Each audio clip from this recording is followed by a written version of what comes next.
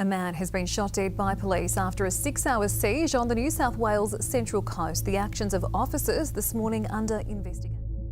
A 6-hour-long siege has ended with a man being shot dead by police on the state's Central Coast. Imagine a quiet suburban street in Springfield, New South Wales, birds chirping, kids playing, neighbors going about their day, when suddenly the air is pierced by blaring sirens and the roar of engines. Tactical police units swarm a single house, their faces grim, every movement deliberate, knowing that behind the front door, a man armed with sharp objects is refusing to cooperate. Hours of tense negotiation have failed.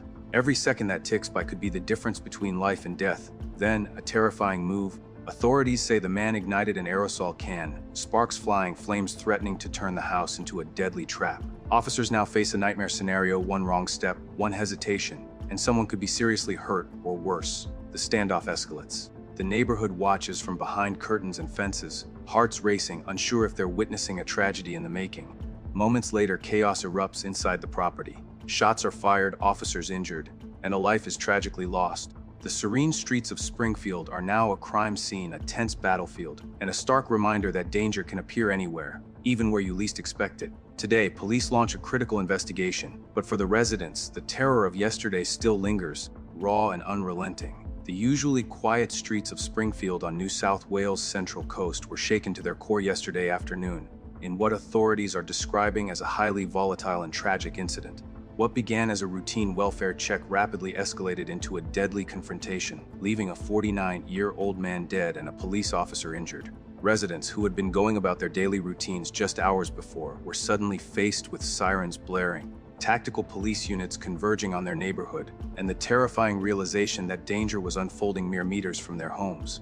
According to New South Wales Police, officers were called to the Springfield property following concerns for the man's welfare. While he was known to police, it was only in a limited capacity, suggesting that this was not a case with an extensive criminal history.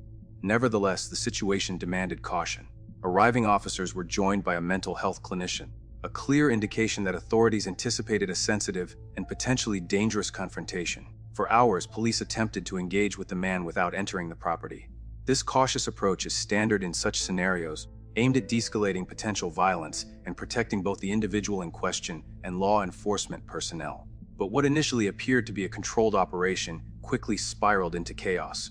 Authorities reported that the man was armed with sharp objects, and at one point, he reportedly lit an aerosol product in a shocking attempt to injure officers, creating an immediate threat of fire or explosion. This move forced police to escalate their response, entering the property to prevent further harm. Once inside, the situation intensified dramatically. Police reported an altercation with the man, who was brandishing a sharp object, putting officers at severe risk. The confrontation turned violent, with at least one officer sustaining minor injuries. Protective clothing prevented more severe harm, but the stakes were high, with split-second decisions needing to be made under life-threatening conditions. In the chaos, multiple shots were fired by police, and tragically, the man died at the scene. New South Wales Police have established a critical incident investigation, a procedural review that is standard in any case where police action results in a civilian death. Commissioner David Waddell, overseeing the northern region, assured the public that the officers acted professionally and in accordance with training, emphasizing the extensive preparation tactical officers undergo to handle dangerous and unpredictable situations. "Our officers deal with extremely dangerous scenarios regularly," he said. "They undertake rigorous training and perform exceptionally well in many high-risk operations. On this occasion, it was a critical incident, and it is being reviewed thoroughly to ensure everything was conducted appropriately. The critical investigation will examine every facet of the incident: the initial call, the communication attempts, the escalation of the man's behavior, and the tactical decisions made by officers on the scene. While such investigations are methodical and can take months, they are crucial to ensuring transparency and accountability. Once the New South Wales Police produce their report, it will be independently reviewed by the Professional Standards Committee and law enforcement oversight bodies, guaranteeing an impartial evaluation of the officers' actions." Residents in Springfield described the day as tense and surreal. Sirens echoed through the neighborhood, helicopters hovered overhead, and tactical units were seen surrounding the property. Neighbors reported seeing police negotiating at the door, shouting instructions, and trying to communicate with the man for hours. The calm of the suburb was replaced by fear, as people realized that a man armed with dangerous implements was refusing to cooperate and had already demonstrated the willingness to harm others.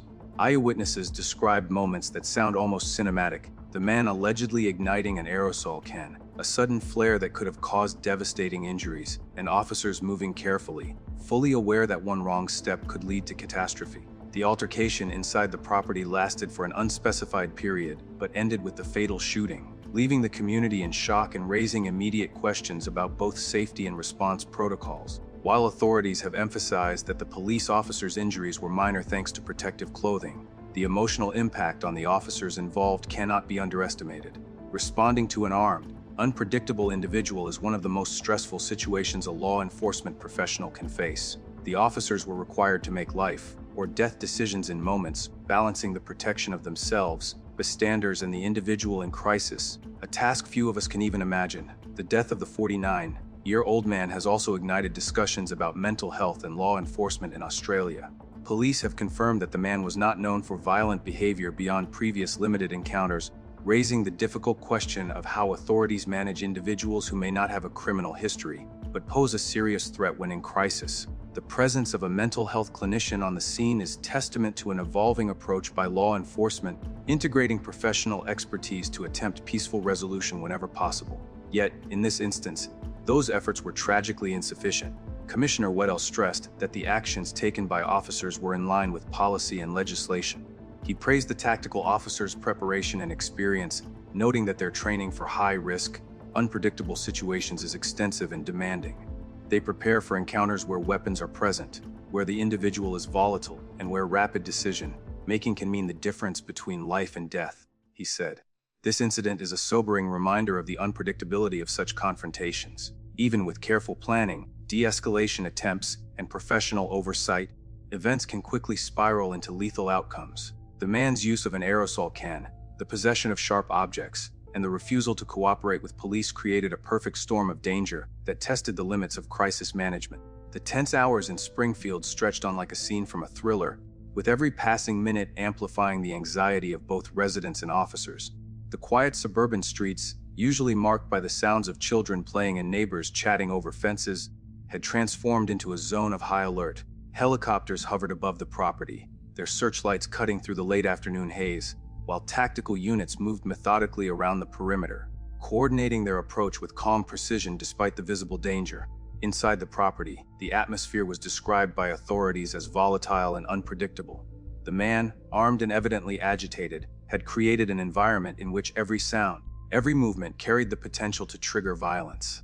Police negotiators worked tirelessly for hours, calling out repeatedly, attempting to establish dialogue, to reach through whatever mental turmoil or fear the man was experiencing.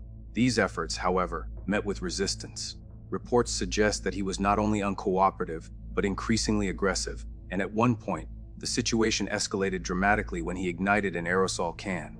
This shocking action sent immediate ripples of danger through the scene, introducing the risk of fire explosion and serious harm to officers who were only steps away. Neighbors watched in disbelief and fear. From behind closed curtains and through the haze of sirens and flashing lights, they could see officers crouched behind vehicles and walls, calling out warnings and trying to gauge the man's intentions. The scene was chaotic yet methodical, a careful balance between caution and necessity. Police were acutely aware that entering the property without preparation could result in injury or death, yet waiting indefinitely was no longer an option. The moment demanded action, and the trained officers moved in with measured steps, fully cognizant of the stakes.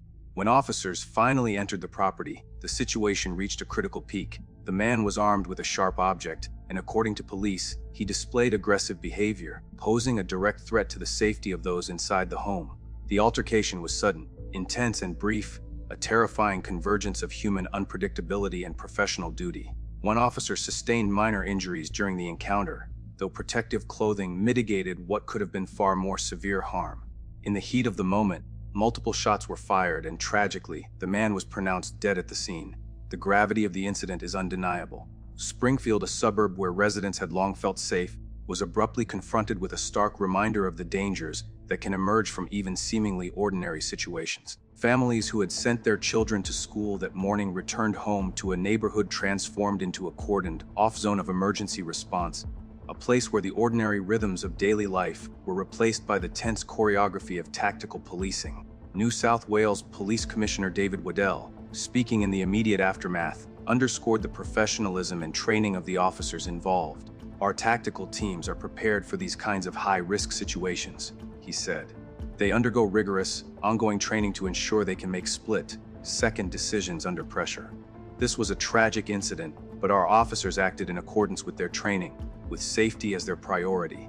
The critical incident investigation now underway is expected to be extensive, taking months to complete. Every decision, every action, every second of the hours-long operation will be scrutinized. The goal is not only to determine whether protocols were followed, but also to understand the dynamics of the confrontation in excruciating detail. The findings will be independently reviewed by oversight committees, ensuring that the process remains transparent, impartial, and accountable. Beyond the procedural review, the incident has sparked broader conversations about mental health, crisis intervention, and law enforcement preparedness. The presence of a mental health clinician on site highlights the growing recognition that police officers often operate at the intersection of public safety and mental health crisis. While these clinicians can provide guidance and support during high-stakes interactions, the unpredictable nature of some encounters means that even the most careful and measured approach can escalate into danger. This reality was starkly illustrated in Springfield. The man's actions, including arming himself and igniting an aerosol can, created a situation in which the officers' split-second decisions became matters of life and death. Observers and experts have noted that scenarios like this test even the most seasoned law enforcement professionals, combining the psychological complexity of a crisis with the physical dangers posed by weapons and volatile materials. For the Springfield community, the impact of these events will resonate for weeks, months, and possibly years. Witnesses to the scene, even those who were only nearby, are left with vivid images of helicopters, flashing lights, and armed officers moving with precision and caution. Families are processing the emotional shock of knowing that lethal violence occurred just streets away from their homes, while neighbors are grappling with a mixture of grief, fear, and the difficult questions that inevitably follow such tragedies. The man who died was a figure unknown to the wider public, but his death casts a long shadow over the community. Questions about his mental state, the factors that led to the escalation, and whether alternative interventions could have prevented the outcome are already circulating.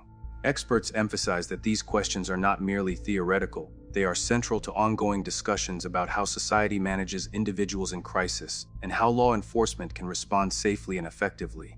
As police continue their investigation, the psychological toll on officers is also a significant consideration. Tactical personnel are trained to confront danger, but every incident leaves its mark. The officers involved acted under extreme stress, facing an armed individual determined to resist. Their training, experience, and protective gear prevented more severe injuries, but the intensity of the encounter is a reminder of the extraordinary pressures law enforcement faces every day. The broader societal conversation sparked by this incident is multi-layered. Advocates for mental health argue that incidents like Springfield highlight the urgent need for preventive measures, early intervention, and robust crisis support systems. Police representatives stress the importance of preparation, training, and tactical expertise in ensuring that dangerous situations are resolved with minimal harm. Both perspectives converge on the idea that improving outcomes requires a combination of social support, professional training, and clear procedural guidelines. Eyewitness accounts have painted a picture of the standoff as a tense, almost cinematic sequence of events, officers attempting to communicate, the man responding unpredictably, sudden flashes of movement, and the audible sound of escalation culminating in the fatal confrontation.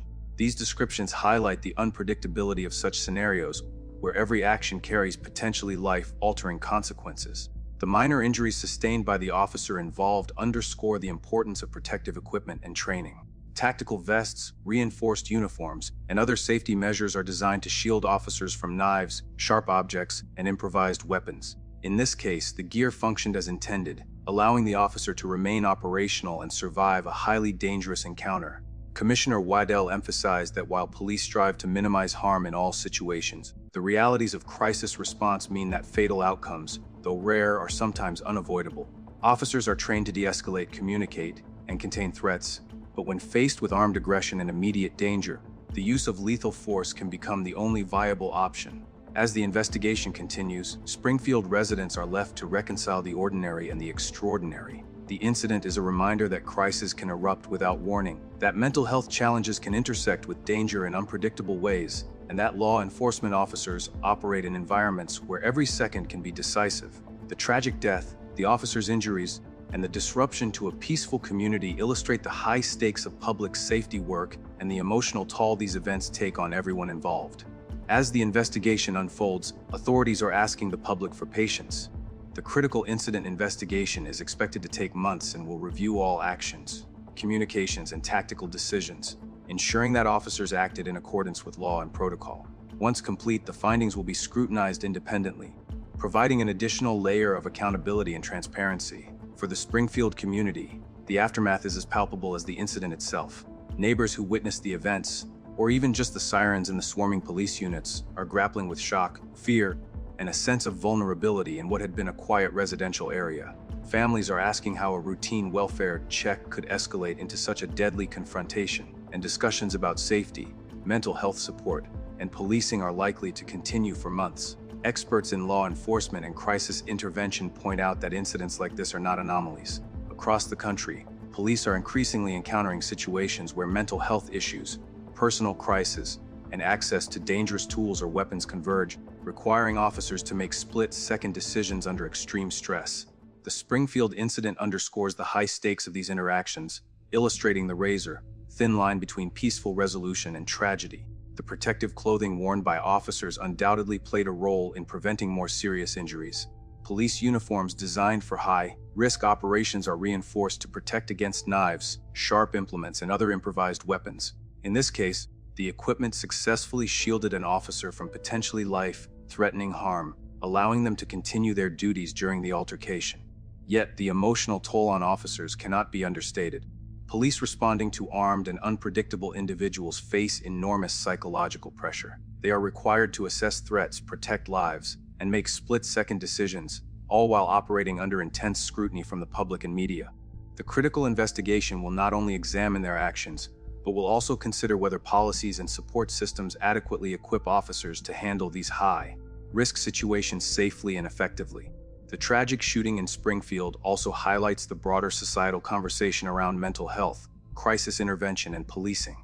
While authorities are trained to respond to dangerous situations, mental health professionals emphasize the importance of early intervention and support. Addressing crises before they escalate to life-threatening encounters can prevent tragedies and reduce the burden on law enforcement. The involvement of a mental health clinician in this incident reflects a growing recognition of these issues, though, tragically, it was insufficient to prevent loss of life.